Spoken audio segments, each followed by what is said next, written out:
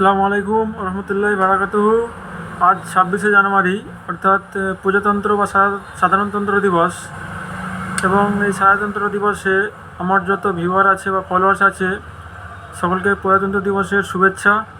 এবং আমরা এই প্রজাতন্ত্র দিবস যে 26শে জানুয়ারি সম্বন্ধে এটা আমরা কিছু জিনিস জেনে নিই যে 26শে জানুয়ারি আমরা প্রজাতন্ত্র দিবস কেন পালন করি। অ্যাকচুয়ালি 26শে জানুয়ারি 1950 সালে 26শে জানুয়ারি আমাদের যে ভারতীয় সংবিধান সেটা কার্যকরী হয়েছিল।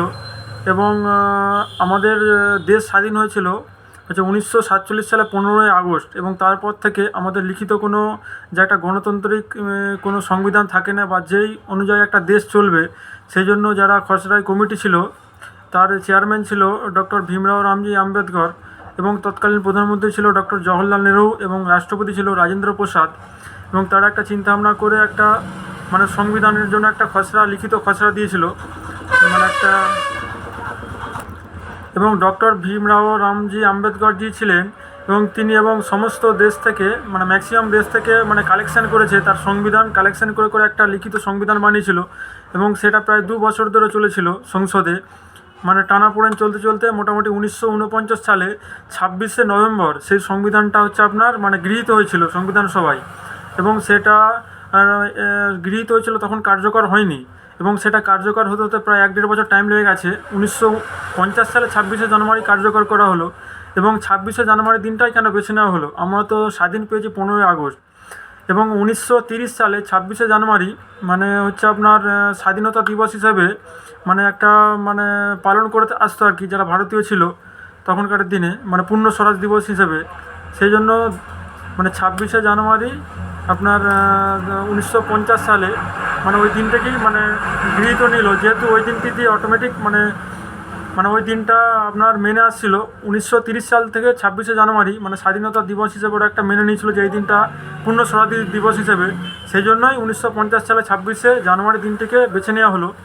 এবং এই যে সংবিধানটাকে বানাতে অনেক শহীদদের পরিশ্রম, এবং ডক্টর যে ভীমরাও রামজি আম্বেদকর সমস্ত দেশ থেকে কালেকশন করে করে যে বানিয়েছে, এটা একটা সমাজ ব্যবস্থা। এবং আমাদের যে ইন্ডিয়া এখানে সমস্ত ধর্মের মানুষ থাকে, এবং সার্বভৌম সমাজতান্ত্রিক এবং ধর্মনিরপেক্ষ গণতান্ত্রিক সাধারণতন্ত্র একটা দেশ। এখানে সমস্ত ধর্মের মানুষ এখানে থাকবে, এবং তারা তাদের ধর্মতে কেউ অগ্রাধিকার করবে না, বা কেউ তাদের ধর্মের উপর কেউ হাত বাড়াবে না। যে যার ধর্মনিরপেক্ষভাবে থাকতে চায়, এবং সমস্ত সাধারণ মানুষ তার মৌলিক অধিকার নিয়ে থাকতে পারবে। এবং আমাদের যে শাসন ব্যবস্থা আছে সেখানে মোটামুটি যেমন রাষ্ট্রপতি বা প্রধানমন্ত্রী বা মুখ্যমন্ত্রী যারা আছে, প্রতি 5 বছর অন্তর অন্তর সাধারণতন্ত্র, অর্থাৎ যারা জনগণ আছে, জনগণের ভোটের মাধ্যমে তারা নির্বাচিত হবেন। এবং মানুষ তার ভোটাধিকার প্রয়োগ করবে, এবং সেখান থেকে যে ফলাফলটা হবে সেই ভোটাধিকারের মাধ্যমে মুখ্যমন্ত্রী, প্রধানমন্ত্রী, রাষ্ট্রপতি, রাজ্যপাল তারা সব নির্বাচিত হবে। প্রতি 5 বছর তাদের মেয়াদ শেষ হবে।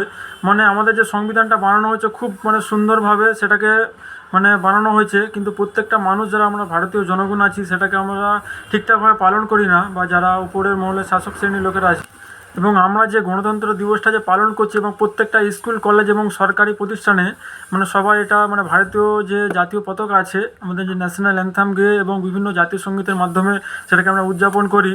এবং সমস্ত যারা এসডি অফিস, বিডিও অফিস বলুন, ডিএম অফিস বলুন, এবং যে আপনার রিপাবলিক ডে ক্যাম্প হয় আপনার দিল্লির রেড ফোর্ট যেখানে আছে দিল্লি, এবং আমাদের কলকাতা, এবং প্রত্যেকটা রাজ্যে হয়। এবং সেই যে জিনিসটা পালন করা হয়, সেই জিনিসটা অ্যাকচুয়ালি আমরা যে আনুষ্ঠানিকভাবে করছি, সেটা আমাদের প্রত্যেকটা মানুষের মনুষ্যত্বতে আনতে হবে জিনিসটা। আমরা যে পালন করছি, হ্যাঁ ঠিক আছে, সবই ঠিকঠাক আছে, যেন আমাদের মধ্যে মনুষ্যত্বর অভাবটা খুব হয়ে গেছে, যে আমরা মানুষ হিসাবে যে কোনো মানুষকে সহযোগিতা ঠিকঠাক করি না। হয়তো আমাকে কোনো মানুষ সহযোগিতা করতে বললো, বা কোনো কিছু একটা কাজের বিষয়, বা কোনো যেটাতে আমার কোনো ক্ষতি নেই, সেই সব জিনিস আমরা অ্যাভয়েড করি। সবসময় নিজের কথা ভাবি আর কি। তাহলে এই সব জিনিসগুলো ভাবলে তো খুবই অসুবিধে। আমরা যে একটা মহান ভারত, সমস্ত দেশবাসী মিলে এক হয়ে যে একটা সবার উপরে আমার দেশ আগে যাবে, সেই চিন্তাভাবনা আমাদেরকে রাখতে হবে। এবং স্বচ্ছ ভারত যে আমরা যে মানে ভারতকে মানে আরও সঠিকভাবে মানে যেন পরিচালনা করা যায়, মানে একটা মানুষের সঙ্গে মানুষের ভালোবাসা ভ্রাতৃত্ব বাড়াতে হবে, সমস্ত ধর্মের মানুষ এক হয়ে সেই জিনিসটাকে করতে হবে। আমাদের মনের মধ্যে হিংসা বিভেদ সেটা ভুলে যেতে হবে। সেই জিনিসটার এখন খুব অভাব হচ্ছে। মানে এক শ্রেণীর যারা শাসক শ্রেণীর লোক আছে তারা জিনিসটা আনুষ্ঠানিকভাবে করছে, কিন্তু তারা দিলের মধ্যে বা মনের মধ্যে জিনিসটা আনছে না। সেই জন্য আমাদের মানে দেশ খুব বিঘ্নিত হচ্ছে, নানা ধরনের মানে কুরুক্ষেত্র টাইপের মানে যুদ্ধ বা নানা ধরনের মানে বিভ্রান্তির মধ্যে মানুষ পড়ছে, মানে অস্থিরতা দেশের মধ্যে একটা ঝঞ্ঝাট সৃষ্টি হচ্ছে। এবং সেইগুলো যাতে না হয় সেই জন্য আমাদের যারা জনগণকে সচেতন হতে হবে, মানে সমস্ত জনগণকে এক হতে হবে এবং মানুষের মানে কোনো দুঃখে বিপদে আপদে আমাদেরকে বেরোতে হবে।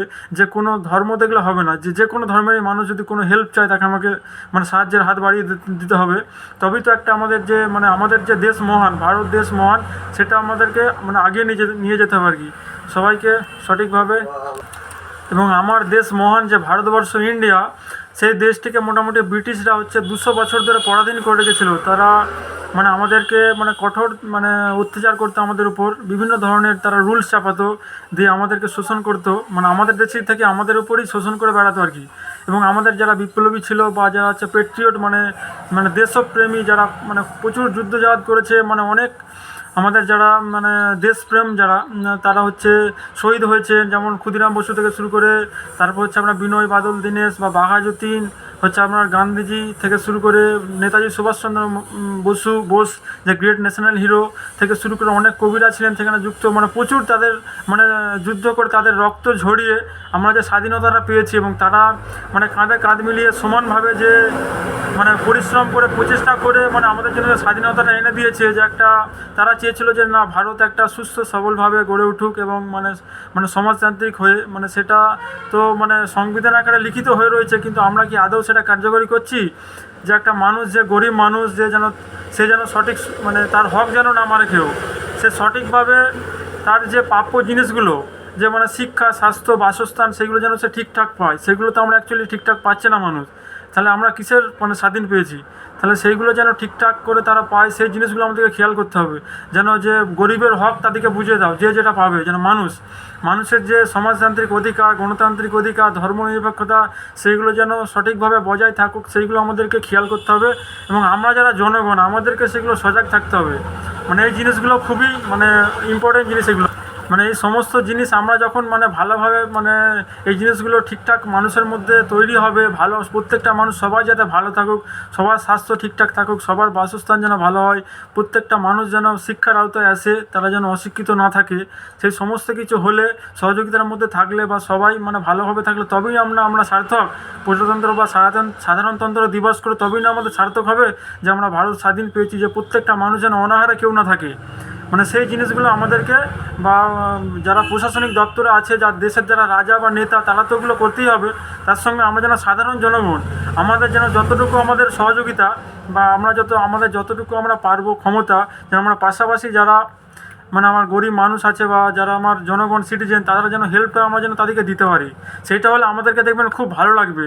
মানে যেন আমার পাশের ঘরের যে ফ্যামিলিটা আছে সেটা যদি ধরো না খেয়ে আছে, তার জন্য ফ্যামিলি খুব কষ্টের মধ্যে, তার ছেলেমেয়েরা পড়াশোনা করতে পারছে না, একটা জামা প্যান্ট পরতে পারছে না, সেই জিনিসগুলো আমাদেরকে দেখা দরকার। পাশাপাশি লোক মানে যার একটু মানে যার আপনার পর্যাপ্ত পরিমাণে যার টাকা আছে বা হচ্ছে আপনার সে দেওয়ার মানে ক্ষমতা আছে, মানে সেগুলোকে যদি আমরা দিতে পারেন দেখবেন খুব মন থেকে একটা আনন্দ পাওয়া যায়, যে না আমার পাশাপাশি লোক যেন সবাই ভালো থাক, সমাজের উন্নতি হোক, সবাই ভালো থাকুক, মানে সুস্বাস্থ্য থাকুক, তবেই না আমার দেশ এগিয়ে যাবে।